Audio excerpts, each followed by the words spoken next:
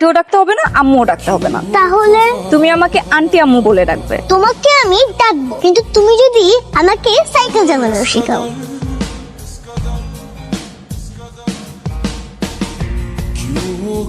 পুরোটা আসলে আমার দোষ ছিল। যাও, বেরো বেরো এখান থেকে, যাও। তোমাদের কাউকে যেন রায়ের আশেপাশে আর কখনো না দেখি। যাও এখান থেকে, যাও।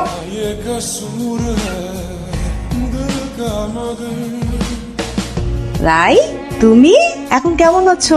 আমি একদম সুস্থ আছি আর ভালো আছি। আসসালামু আলাইকুম। ওয়ালাইকুম সালাম। রিয়া আমাকে সব বলেছে। আসলে রায় ব্যথা পাওয়াতে রিয়া নিজেও খুব কষ্ট পেয়েছে। রিয়া কি আছে বাসায়?